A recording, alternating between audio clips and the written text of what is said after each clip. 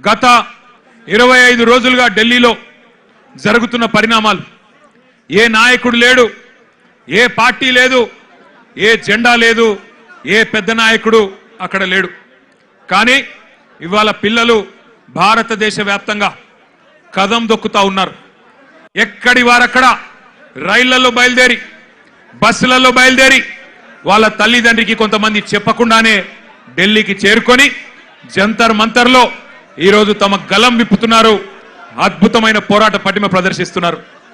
అవన్నీ చూసిన తర్వాత ఒక ఇద్దరు టీనేజ్ పిల్లల తండ్రిగా, ఒక తండ్రిగా, ఇద్దరి పిల్లల తండ్రిగా, అట్లాగే ఈ భారతదేశ పౌరుడిగా వారి మీద జరుగుతున్న దాడులు, వారి మీద ప్రభుత్వం వ్యవహరిస్తున్న తీరు చూసిన తర్వాత మనసు ఊరుకోక ఉండబట్టలేక నిన్న పొద్దున వరంగల్ పోయేటప్పుడు ఒక నిర్ణయం తీసుకున్నాం. ఏదేమైనా ఈ పిల్లల కోసం ఇలా రాజకీయం లేదు, జెండా లేదు, రాజకీయ ప్రయోజనం ఆశించి కాదు. పిల్లల కోసం మనం కూడా మాట్లాడకపోతే మనం ఇంత స్థాయిలో ఉండి ప్రజాప్రతినిధులుగా ఉండి మనము దండుగా అన్న ఉద్దేశంతో ఇలా పిల్లలతో మాట్లాడాలి, వాళ్ళతోనే మాట్లాడియాలి. వాళ్ళ ఆక్రోశం, వాళ్ళ ఆవేశం, మరి మనందరం కూడా వారి న్యాయం కోసం చేస్తున్న పోరాటానికి అండగా నిలబడాలన్న ఉద్దేశంతో ఈరోజు నిరసన కార్యక్రమం పెట్టుకున్నాం. మరి ముఖ్యంగా బీఆర్ఎస్ అనే పార్టీ ఆనాడు టీఆర్ఎస్ గా ఉద్భవించిన నాడు ఉద్యమంలోంచి, ప్రజా ఉద్యమంలోంచి పుట్టుకొచ్చిన పార్టీ. ప్రజలను తెలంగాణ వ్యాప్తంగా డాక్టర్ బాబాసాహెబ్ అంబేద్కర్ గారు చెప్పినట్టుగా బోధించు, సమీకరించు, పోరాడు అనే అంబేద్కర్ తత్వాన్ని జీర్ణించుకొని లక్షల సంఖ్యలో ప్రజల్ని సమీకరిస్తూ తెలంగాణ ఎందుకు కావాలో వారికి బోధిస్తూ, అట్లాగే ఎక్కడ అన్యాయం జరిగినా పోరాటం చేసిన పార్టీ పెద్దలు కేసీఆర్ గారి నాయకత్వంలో అల్టిమేట్ గా ఢిల్లీ మెడలు వంచి తెలంగాణ సాధించిన పార్టీ బీఆర్ఎస్ పార్టీ. అందుకే ఉద్యమ పార్టీగా ఉద్యమంలో పుట్టిన నాయకులుగా, ఉద్యమంలోంచే ప్రజాప్రతినిధులు ప్రభుత్వాన్ని ఏర్పాటు చేసిన వారుగా ఉద్యమాలంటే, ప్రజా ఉద్యమాలంటే మాకు గౌరవం ఉంది. అందుకే ఆ ఉద్దేశంతోనే వాళ్ళ పిల్లలు చేస్తున్న ఈ పోరాటానికి ఉడతా భక్తిగా కేవలం వాళ్ళకు వెన్నుదన్నుగా మనం నిలబడాలి. ఇలా మన జెండాలతోని వాళ్ళ పోరాటాన్ని మలినం చేయొద్దు. మన జెండాలతోని, మన రాజకీయ ఎజెండాలతోని వాళ్ళ పోరాటాన్ని మలినం చేయాల్సిన అవసరం లేదు. కానీ వారికి అండగా నిలబడి ధైర్యం చెప్పి మీ ఎంబడ మేము కూడా ఉన్నాం, మీరొక్కరు మాత్రమే కాదు అని చెప్పవలసిన బాధ్యత మన మీద ఉన్నది. నిజంగా నాకు నిన్న మొన్న ఢిల్లీలో జరిగిన సంఘటనలు చూస్తుంటే కళ్ళల్లో నీళ్లు తిరిగినాయి. మనిషి అనేవాడికి ఎవరికైనా సరే మనసు అంటూ ఉంటే ఢిల్లీలో జరిగిన సంఘటనలు చూసిన తర్వాత మనసు చలించక మానదు. పిల్లల్ని కుల్లబొడుస్తున్నారు. ఏం అడిగినారు పిల్లలు? ఏం కోరుకున్నారు వాళ్ళు? మోడీ గారు కూర్చున్న కుర్చీ అడిగినరా? లేకపోతే అమిత్ షా గారు కూర్చున్న కుర్చీ అడిగినరా? లేదా ధర్మేంద్ర ప్రధాన్ గారు కుర్చీ మాకు ఈమని అడిగినరా? ఏమడిగినరు? అధికారం అడిగినరా? లేదా మాకు అర్జెంటుగా మీరు రాజీనామా చేసి మాకు అప్పచెప్పండి మీ ప్రభుత్వాన్ని అన్నారా? ఏమడుగుతున్నారు? న్యాయం కోరుతా ఉన్నారు. మాకు అన్యాయం జరిగింది, మాకు న్యాయం చేయండి అని అడిగినారు. విజ్ఞప్తులు చేశారు, వినతి పత్రాలు ఇచ్చినారు, దండం పెట్టారు, దరఖాస్తులు ఇచ్చినారు. చివరికి సోనం వాంగ్చుక్ గారు నిరాహార దీక్ష కూర్చున్నారు. ప్రజాస్వామికంగా గాంధేయ మార్గంలో మహాత్మా గాంధీ గారు చూపెట్టిన బాటలో చివరికి నిరాహార దీక్షకు జంతర్ మంతర్ దగ్గర కూర్చున్నాడు. ఎట్లా అయితే పెద్దలు కేసీఆర్ గారు ఆనాడు తెలంగాణ కోసం చావు నోట్లో తలబెట్టిండో అట్లాగే ఈ పిల్లలకు న్యాయం జరగాలి, ఈ పిల్లలకు జరిగిన అన్యాయం సరిదిద్దాలి కేంద్ర ప్రభుత్వం, అకౌంటబిలిటీ రావాలి, జవాబుదారితనం ఉండాలి సిస్టంలా. అదే విధంగా విద్యా విధానంలోనే సంస్కరణలు రావాలి, రిఫార్మ్స్ రావాలని చెప్పి సోనం వాంగ్చుక్ గారు నిరాహార దీక్ష కూర్చుంటే ఒక్క మీడియా సంస్థ చూపెట్టదు, ఒక్క మీడియా ఓడు రాడు. భయం. ఏం చేస్తారో, ఎక్కడ ఐటీ దాడులు చేస్తారో, ఎక్కడ సిబిఐని పంపిస్తారో, ఎక్కడ ఈడీని పంపిస్తారో, ఎక్కడ తమ వేట కుక్కలను పంపి ఇబ్బంది పెడతారో అని భయం. మీడియా రాలే. కానీ ఏం చేసింది జెన్జీ, యంగ్ జనరేషన్ ఏం చేసింది? ఏ మీడియా గిడియా జాంతానై, మా సోషల్ మీడియా ఉంది చాలు అని చెప్పి ఇవాళ దేశం మొత్తాన్ని కదిలిచ్చింది. అందుకే అంటా ఉన్న మోడీ గారు, మీరు పెట్టుకోకూడనలతో పెట్టుకున్నారు, ఎవరితోనైతే పెట్టుకోవద్దో వాళ్ళతోనే పెట్టుకున్నావు, నువ్వు కొరివితో తలగొక్కున్నావు. మోడీ గారు జాగ్రత్త పడు, తరం మారుతున్నది, స్వరం మారుతున్నది, నవతరం వరస మారుతున్నది. రాజ్యమా ఉలిక్కిపడు, గుర్తుపెట్టుకో, జాగ్రత్తగా ఉండు. వాళ్ళు అనుకుంటే మొన్ననే నేపాల్లో ప్రభుత్వం కుప్పగూలింది. ఈ పిల్లలు తలుచుకుంటే శ్రీలంకలో బగాయించి అక్కడున్నోళ్లను ఉరికిచ్చి దేశమవతల దాకా పోయేదాకా విడిచిపెట్టలేదు. కాబట్టి ఎవరితోని పెట్టుకోవద్దో మోడీ గారు, వాళ్ళతోనే పెట్టుకున్నావు. వాళ్ళ అహం మీద కొట్టినవి ఇయ్యాల. ఏమడుగుతున్నారయ్యా వాళ్ళు మాట్లాడితే ఒకడు టెర్రరిస్టులు వీళ్ళు అంటాడు, ఒకడేమో ఖలిస్తాన్ వాళ్ళు అంటాడు, ఒకడేమో అర్బన్ నక్సలైట్లు అంటాడు, ఒకడేమో దేశద్రోహులు అంటాడు, ఒకడేమో పాకిస్తాన్కి వెళ్ళి ఫండింగ్ వస్తుంది అంటాడు. పనికి మాలిన మాటలు మాట్లాడతారు. ఇవాళ పిల్లలు చెప్తుంటే ఆ కథలు, ఢిల్లీలో వాళ్ళు మాట్లాడుతున్న మాటలు వింటే నిజంగా మనిషి అనే వాడెవడైనా ఉంటే కేంద్ర ప్రభుత్వంలో ఈ పాటికే పోవాలా, కూర్చోవాలా, మాట్లాడాలా. వాళ్ళ దగ్గర ఏమి డిమాండ్స్ ఉన్నాయో పిలిచి మాట్లాడి బుదిరెక్కిచ్చి అట్లా కాదమ్మా ఇట్లా అని చెప్పి సంజాయించి ఎట్లా బాగు చేస్తాం దేశాన్ని చెప్పాలా. కానీ కేంద్ర ప్రభుత్వంలో ఉన్న వాళ్లకు ఇవాళ ఆ పరిస్థితి లేదు. మోడీ గారు ఒక్కటి గుర్తుపెట్టుకోండి, ఇదే తెలంగాణ గడ్డ మీద 50 ఏళ్ల కిందట ఒక యువకుడు ఒక మాట అన్నాడు. ఆనాటి తరం యువకుడు, ఆనాటి యంగ్ జనరేషన్ కి సంబంధించిన నాయకుడు ఒక మాట అన్నాడు, జీనా హై తో మర్నా సీఖో, కదం కదం పే జీనా హై తో కదం కదం పే జీనా హై తో మర్నా సీఖో, కదం కదం పే లడ్నా సీఖో అన్నాడు. అందుకే మోడీ గారు గుర్తు చేస్తా ఉన్నా మీకు, ఈ జనరేషన్ సావుకు భయపడే జనరేషన్ కాదు. ఈ జనరేషన్ నీ ఉడత ఊపులకి, నీ ఐటీకి, ఈడీకి, సిబిఐకి భయపడే జనరేషన్ కాదు. వాళ్ళు ఇవాళ కోపం మీద ఉన్నారు. నేను మొన్న చెప్పినా మళ్ళా చెప్తున్నా, కోపం మీద ఉన్నారు. పొట్టు ఆకలి మీద ఉన్నారు. వాళ్ళు మెట్టు ఎక్కుతారు, నిన్ను నీ ప్రభుత్వాన్ని తొక్కుతారు. యాదికి పెట్టుకో, ఈడ్చిపెట్టరు. ఎందుకంటే ఇవాళ వాళ్ళు ఏ రాజకీయ నాయకుడు అండతో చెలరేగుతలేరు. వాళ్ళకి ఏ నాయకుడు లేడు. ఇవాళ వాళ్ళు ఢిల్లీలో 1000 మంది, ముంబైలో 1000 మంది, హైదరాబాద్ లో 1000 మంది, నాసిక్ లో 1000 మంది, పూనాలో 1000 మంది బయటికి వచ్చినారంటే కేవలం ఒక పరీక్షా పత్రం లీక్ అవ్వడం వల్ల కాదు. ఈ దేశంలో ఉన్న పరిస్థితి, ఈ దేశంలో మీరు చేస్తున్న మోసం వాళ్ళకు అర్థమైంది. 12 ఏళ్లుగా ఇంతకుముందు మాట్లాడిన పిల్లల మాటలు మీరు విన్నారు. 12 ఏళ్లుగా మతం పేరు మీద చిచ్చు పెట్టి ఇవాళ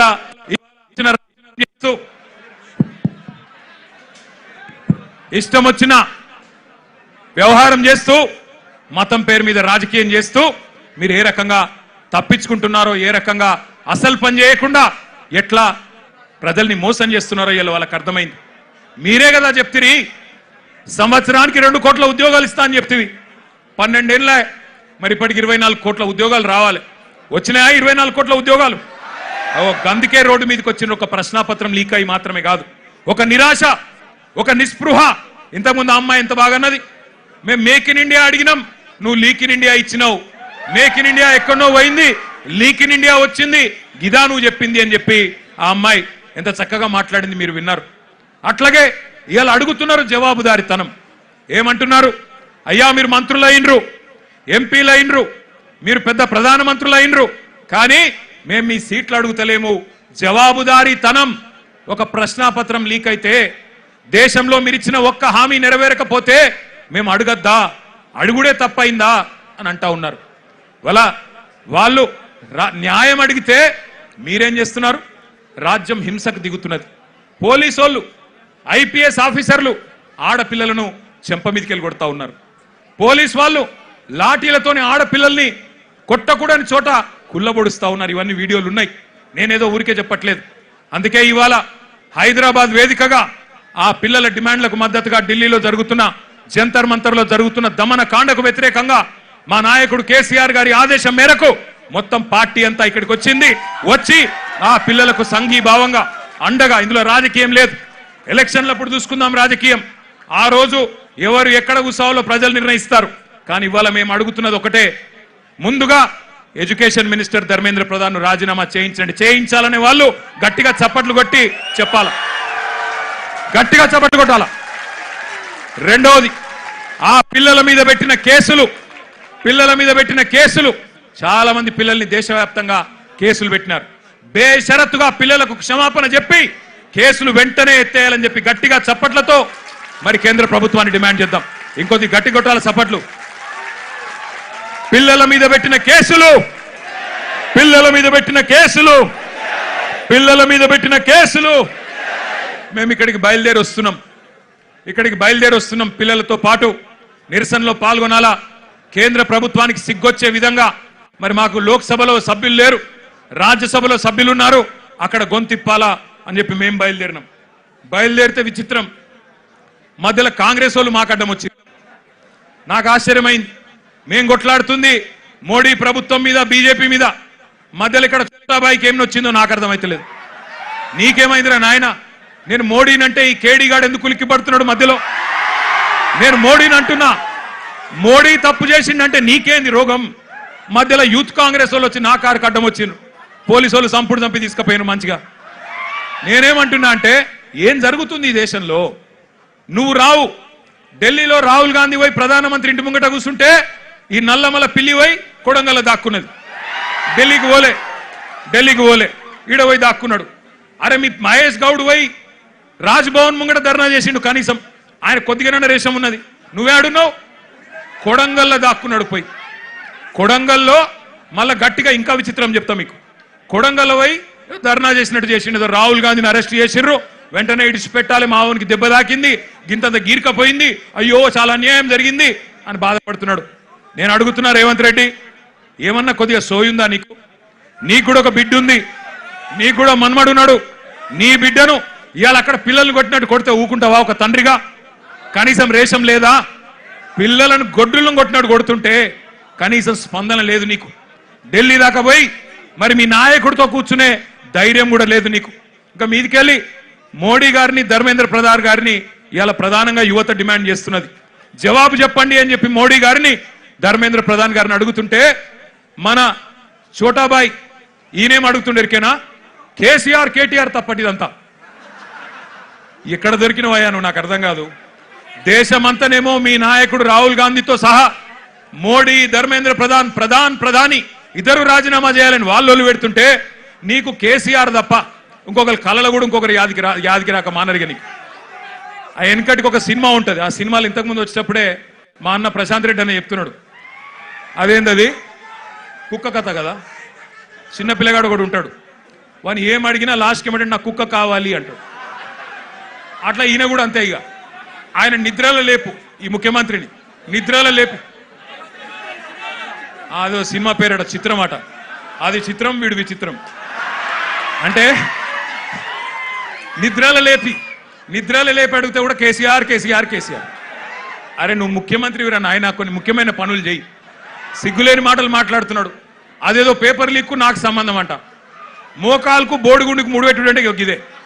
నేను చెప్పిన, అయ్యా రేవంత్ రెడ్డి నీకేమన్నా సిగ్గు శరం ఉంటే నువ్వు చెప్పినాం లేదా? లేనోనికి ఏం చెప్తామంటారా? అంటే బాధ ఎక్కడ అనిపిస్తుందంటే, నేను నిన్న లీగల్ నోటీస్ పంపించిన. ఒరే నువ్వేదో మాట్లాడినావు, నిజంగా నీ దగ్గర ఏమన్నా రుజువు ఉంటే చూపెట్టరా అయ్యా. చూపెడితే నిజంగా రుజువు చేస్తే ఇదే ఇందిరా పార్క్ కాడ ఇగో ఇదే పిల్లల మధ్యన అవసరమైతే నన్ను ఉరిది కానీ ఇష్టం వచ్చినట్టు మాట్లాడి పిల్లల మనసులు మలినం చేయకు. లేనిపోని బదనాములు పెట్టి రాజకీయంగా సలిమంటలు కాచుకునే ప్రయత్నం చేయకు. నీకు చేత కాదు, దమ్ము లేదు. ఢిల్లీకి పోయి మోడీని ఎదిరించే దమ్ము నీకు లేదు. ఎందుకు? నీకు భయం. నీ పాత కేసులు, బ్యాగుల పైసలతో దొరికిన కేసులు బయటికి గుంజుతారు, లోపలికి నూకుతారని భయం. మరి కొట్లాడటం కొట్లాడిని. మాకు దమ్ముంది, తెలంగాణ తెచ్చినోళ్ళం, ఢిల్లీ మెడలు వంచినోళ్ళం, మాకు దమ్ముంది. అవసరమైతే ఢిల్లీకి పోయి గల్లా బట్టి అడిగే దమ్ము మాకుంది, నీకు లేదు. మరి కొట్లాడేటోళ్ళు కాళ్ళ కట్టెబెట్టి లేనిపోని మాటలు మాట్లాడి పిల్లల నెత్తులు ఖరాబ్ చేస్తున్నావు. నేను ఒకటే అంటా ఉన్నా, చాలా మంది తమ్ముళ్ళు అడిగినారు నన్ను, అన్నా మీరు ఢిల్లీకి పోవచ్చు కదా, జంతర్ మంతర్ పోవచ్చు కదా, ఇక్కడ ఎందుకు అన్నారు. నేను వాళ్ళకు ఒకటే చెప్పిన, మేము జంతర్ మంతర్కు పోయి మా జెండాలు పట్టుకొని మీ ఎజెండాను హైజాక్ చేసడం కరెక్ట్ కాదు. మీరు కరెక్ట్ కొట్లాడుతున్నారు. ఏ నాయకుడు, ఏ పార్టీ వచ్చి మీకు వాళ్ళ ఎజెండాను మీ మీద రుద్ది రాజకీయ ప్రయోజనం పొందే అవకాశం మీరు ఇవ్వకండి. మీరు ఇండిపెండెంట్ గానే కొట్లాడండి. మీకు ఎక్కడోళ్ళం అక్కడ, మీకేం కావాలో చెప్పండి, పక్కకుండి మేము సహాయం అందిస్తాం. మీకు అవసరం పడితే కేసులు అయితే కొట్లాడతాం, ఎక్కడిదాకంటే అక్కడ కొట్లాడతాం, పార్లమెంట్లో కొట్లాడతాం, అసెంబ్లీలో కొట్లాడతాం, శాసన మండలిలో కొట్లాడతాం. కానీ మళ్ళా జంతర్ మంతర్ దగ్గర రాజకీయ నాయకులు జమైతే మళ్ళా మొత్తం ఇష్యూ హైజాక్ అయిపోతుంది, ఇష్యూ ఆగమైతుంది, మోడీకి సందు దొరుకుతుంది. ఎందుకు సందు దొరుకుతుంది? మమ్మల్ని తిట్టేందుకు సందు దొరుకుతుంది. పిల్లలందరూ కాంగ్రెస్ ఏజెంట్లు, బీఆర్ఎస్ ఏజెంట్లు అని అనవసరంగా తప్పించుకునే అవకాశం దొరుకుతుంది. అందుకే అందులోకి పోతలేం. మేము ఇక్కడే హైదరాబాద్ నుండే మరి మోడీ గారిని ఇక్కడ ఉండే బీజేపీ నాయకులను కూడా ప్రశ్నించాల్సిన అవసరం ఉన్నది. ఇప్పుడే ఒక అమ్మాయి పేరు మర్చిపోయిన నేను, ఎంత గొప్ప మాట మాట్లాడింది. ఐశ్వర్యానా ఏమన్నది అమ్మాయి? రాజకీయ నాయకుల కొడుకులు రేప్ చేస్తే వాళ్ళకేమో బెయిల్ వస్తున్నాయి, జల్దీ బెయిల్ వస్తున్నాయి, మరి ప్రశ్నాపత్రం లీక్ అయితే ఎందుకు సమాధానాలు వస్తలేవు అని అడిగింది. చెప్తారా సమాధానం ఎవరన్నా? ఈ కేంద్రంలో భారతీయ జనతా పార్టీకి 8 మంది ఎంపీలు ఉన్నారు. ఒక్కడికన్నా ధైర్యం ఉందా ఈ ప్రశ్నకు సమాధానం చెప్పేది? 2 కేంద్ర మంత్రులు ఉన్నారు ఇక్కడ రాష్ట్రంలో. ఒక్కరికన్నా ధైర్యం ఉందా సమాధానం చెప్పేది? మాట్లాడితే దేశం కోసం, ధర్మం కోసం. ఏ దేశం కోసం, ఎవడి ధర్మం కోసం? ఈ పిల్లలు దేశభక్తులు కాదా?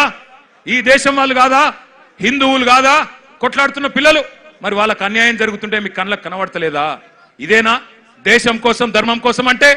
అందుకే అడగాల్సిన అవసరం ఉన్నది, నిలదీయాల్సిన అవసరం ఉన్నది, ప్రశ్నించాల్సిన అవసరం ఉన్నది, గల్లా వట్టి బజార్లకు గుంజాల్సిన అవసరం కూడా భవిష్యత్తులో వస్తుంది.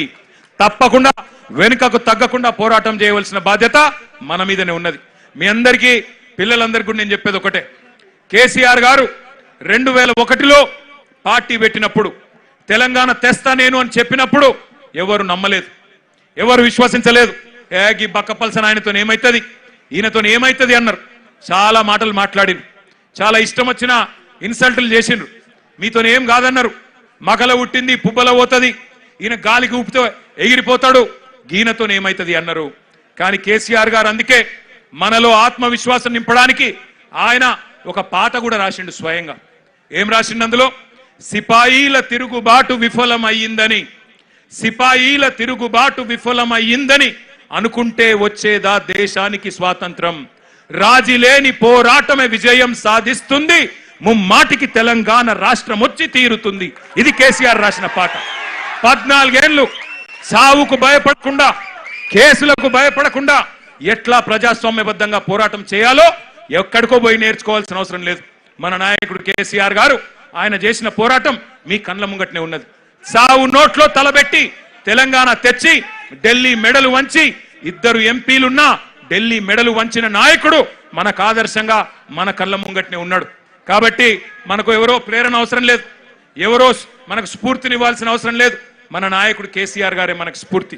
రాష్ట్రాన్ని తెచ్చిన తెలంగాణ తండ్రి కేసీఆర్ గారే మనందరికీ స్ఫూర్తి ప్రదాత.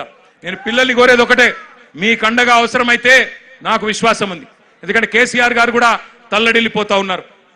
కేసీఆర్ గారు కూడా తల్లడిల్లిపోతా ఉన్నారు మీ ఆందోళన చూస్తున్నాడు. ఆయన ఏం చూడకలేడు. సోషల్ మీడియాలో మీ మాట్లాడుతున్న మాటలు, మీరు ఒక్కొక్కరు చెప్తున్న ఆవేదన, మీరు ఏ రకంగా చేస్తున్న నిరసనలు, ఇవన్నీ కేసీఆర్ గారు చూస్తూనే ఉన్నారు.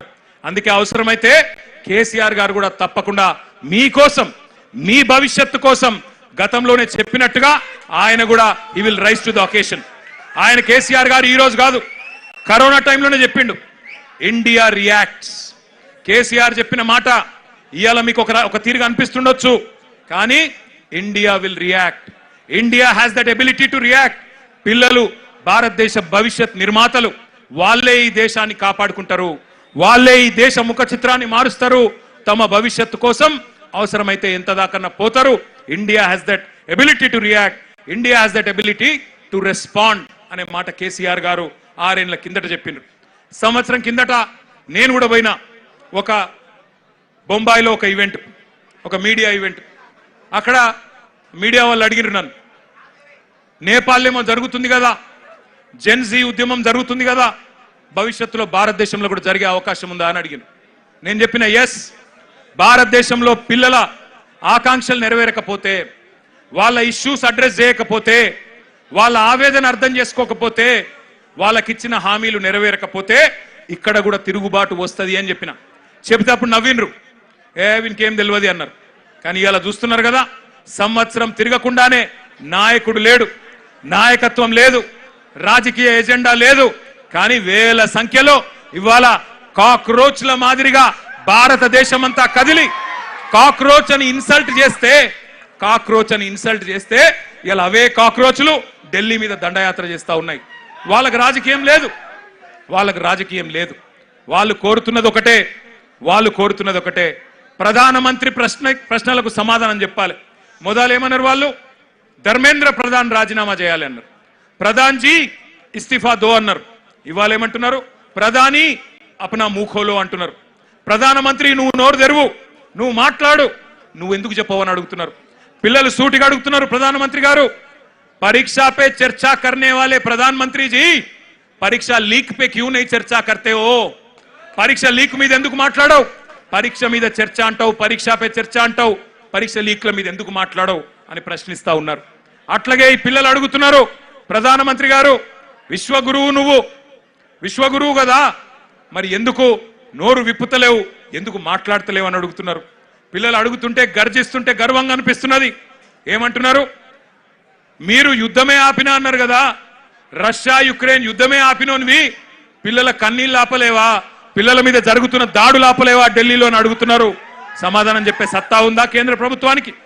సమాధానం చెప్పే ధైర్యం ఉందా ఈ నాయకత్వానికి నేను అడుగుతా ఉన్నా.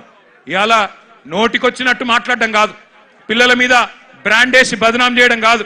ఒకడు అర్బన్ నక్సలైట్ అంటాడు, ఒకడు దేశద్రోహి అంటాడు, ఒకడు ఇంకేదో అంటాడు. మాట్లాడితే గొంతు విప్పితే, మీకు వ్యతిరేకంగా గలం విప్పితే ఇవాళ ఇష్టం వచ్చినట్టు గొంతు నొక్కే ప్రయత్నం చేస్తా ఉన్నారు. నాకు ఇంకా అన్నిటికన్నా గొప్పగా అనిపించింది, మీకు చెప్తా. ఎంత బాగా అనిపించిందంటే, నాకు మీకు మద్దతుగా ఏ రాజకీయ పార్టీ రాలే 25 రోజులు, మీకు మద్దతుగా ఏ మీడియా రాలే. మొన్న మీరు చూసిన నేను కొంతమంది మీడియా వాళ్ళు ఆఖరికి అనివార్యంగా పోయినాడికి పోతే పిల్లలు అడుగుతున్నారు, ఎక్కడున్నారా 25 రోజులు మీరు, ఎందుకు రాలే, ఎందుకు మా ఆవేదన చూపెట్టలే అని మీడియాను కూడా ఇలా గల్లా బట్టి నిలదీసే పరిస్థితి వచ్చింది అనే మాట కూడా నేను విజ్ఞప్తి చేస్తా ఉన్నా. ఇక నడవది మీడియాతోని ఎజెండా సెట్ చేసే రాజకీయం నడవది. మీడియాను అడ్డం పెట్టుకొని, స్లాటర్ హౌస్లను అడ్డం పెట్టుకొని ఇవాళ వ్యక్తిత్వ హననాలు చేసే రాజకీయం నడవది. ఇవాళ పిల్లల దగ్గర పదునైన అస్త్రాలు ఉన్నాయి, వాళ్ళు చూస్తారు. తప్పకుండా భవిష్యత్ నిర్మాతలు మేల్కొన్నారు. నేను మళ్ళీ చెప్తా ఉన్నా, మోడీ గారు నువ్వు ఎవరితోనైతే గోక్కోవద్దో వాళ్ళతోనే గోక్కున్నావు. వాట్సాప్ యూనివర్సిటీ విద్యార్థులు ఇన్స్టాగ్రామ్ జనరేషన్ తో పంచాయతీ పడ్డది వాళ్ళ. వాట్సాప్ వాళ్ళు అంటే ఎవరు? వాట్సాప్ యూనివర్సిటీ వాళ్ళు అంటే